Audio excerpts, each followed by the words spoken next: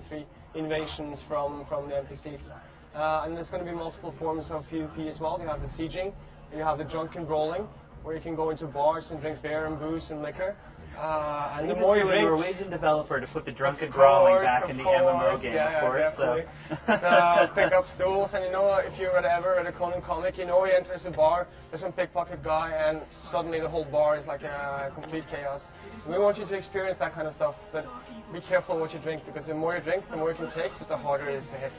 So we have this animation, so we have motion capture sessions with that. So we were talking, the important question with Conan, and this came up, you know, we were talking about Conan earlier in the show, and somebody brought up the idea of the camel punch. Yeah, the famous camel punch. Yeah, you be able to camel punch somebody? Yeah, okay. Actually, I was shown that at E3 before, so you can camel punch, definitely. So if you're, I mean, we made it like this. If you're a fan of Conan, you will see so much in there which you will know. Perhaps you read about in the comics or read the novels, and you're like, aha, I can score this place now.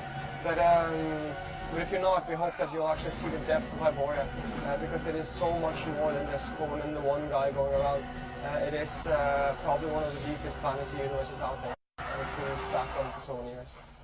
Gotcha. So can you talk about the environments in the game and stuff like that, like dynamic weather and just all the different settings that you're going to be running through and things like that? We made about 185 square miles of Hyboria. So we've chosen the 3 cultures that we think are the coolest to start with. So Acolonia, which is like the Roman Greek areas. You find the same inspiration from those cultures in there, like Howard found. You have Stygia, which is like Egypt, northern Africa. Desert areas, arid, pyramids, dark magic. And you have Cimmeria, which is like the northern areas, almost like home. So when I see a couple of playfields, it's like, it's like Norway. So we have a really, wide variety of areas you can travel to, in addition to lots and lots of dungeons that you can go into. And we spent about $20 million actually researching our proprietary engine technology, which is an MMO engine technology. And we've been working with NVIDIA and Microsoft on this engine, and it's a DX10 showcase game for both of those companies. Right. So it means that if you have a good PC, you can actually see what it's capable of doing with Age of Conan. So 2 questions there. I mean, you were talking about earlier about just the insane resolutions that you can run this game at. How high can you go with this thing? It's basically what do you have, as far as I've seen it so far. We've been trying the different ones, but of course I won't give you the exact on that, right. Because I'll be held to it. So gotcha. We've been playing it in 1920 here, and it's been performing fantastically. It just looks so insane. So it's a pleasure. I mean, it's a big thank you to the engine coders and the artists on the game. I'm really impressed with what they're doing. Great. Well, that of course then begs the question, and the chat room's exploding, or will explode in a moment about this, I'm sure, is what kind of minimum system specs are we going to be able to deal with on this game? Yeah. We set the target around Oblivion. Oblivion had a mass market kind of fall through. Not fall through, that's the wrong word. Norwegian. Sorry. Had a penetration. Penetration.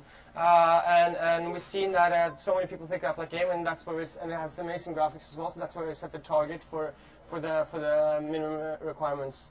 So you should have a really good visual experience if you are running on a decent graphics card these days. But then you can crank it all the way up to whatever you have. I mean, if you have something amazing, you crank it up. But if you don't have it, you can scale the sliders and settings for pretty much everything. So we are focused on giving you a smooth gameplay experience, because we know how important it is for people to make the game flow. So you can actually adjust a lot of this yourself as a player as well. And I'm sure all the players will. They will try to experiment with how much action they can have. Tweak everything and just try to get the maximum performance. Exactly. Stuff like that. Yeah. We had a great question from one of our via email from one of our users. It said, in most MMOs, and this is shifting gears a little away from the technical stuff a little bit. No problem. Saying in most MMOs, players are gimped. They use a two-handed sword. Is Conan going to change this, especially since Conan was kind of a badass with a two-handed sword, right? Yeah. So, what did you start the question with? I said in most MMOs, players are gimped, so they're kind of nerfed or restrained if they're using a two-handed sword. How are you guys addressing this? Are you making up for that? Especially, it's in the nature of Conan to go out and just be a complete badass. You can be a complete badass in this game with a sword. There's no doubt about it. I hope when you can see the footage later on, we're going to show you how you actually can play with a two-handed sword, and you also get the inertia of it. And as you do the combos, you really get the strength and feeling of it. Because we know that sword is actually the sword is the is the key icon for the game as well. Right. And we're going to make you into this this machine of death with the sword as well. You can really like feel the impact, and we think I think you will if you are a melee wielder and if you go around with a sword, it's the moment that you see that heads lock off. Nice. I think it will feel pretty powerful. Excellent. So what kind of level cap are we looking at? We're looking at level 80. Level 80. Level 80. And how are you going to keep it? I mean, obviously there's going to be plans for expansions and new content and things like that, but what's the replayability for players that are just going to sit down, grind through this thing in the first, couple of weeks that it comes out, couple of months, and then hit that 80 level cap really quick? What's the replayability? We have a lot of focus on that. I mean, we've been running a live MMO now for 6 years with Anarchy Online. We know how important it is to give our players a lot of depth and a lot of variety. And you also have the 4 different archetypes in the game, so you can choose different ways through the game. There's a lot of endgame content. There's a lot of PvP. You have the sieging aspects. There's a lot of quests and stories you can participate in. You can build your own cities. You can craft. We really try to make sure that there's always something for you to do. And you can also solo all the way up to level 80. So if you have a night and you just want to spend it by yourself, you can go out and solo all the way as well. Gotcha. So we really try to make sure that there's always something to do. We also try to make sure that if you don't have that much time to play MMO games, we also have lots of mechanisms in the game for that. So if you only have like 10 hours a week, then you should still be able to have a great experience in Conan.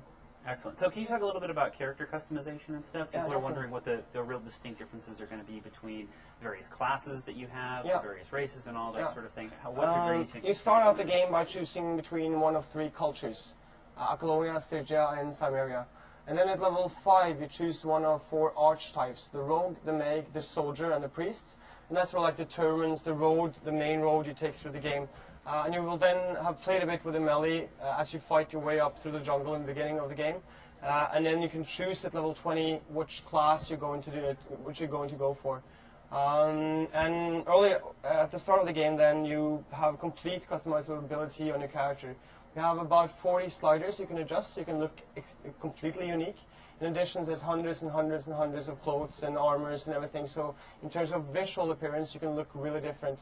With the classes, we really try to take the Conan lore and make interesting classes for you as you can play accordingly. So you have everything from the necromancer, where you can have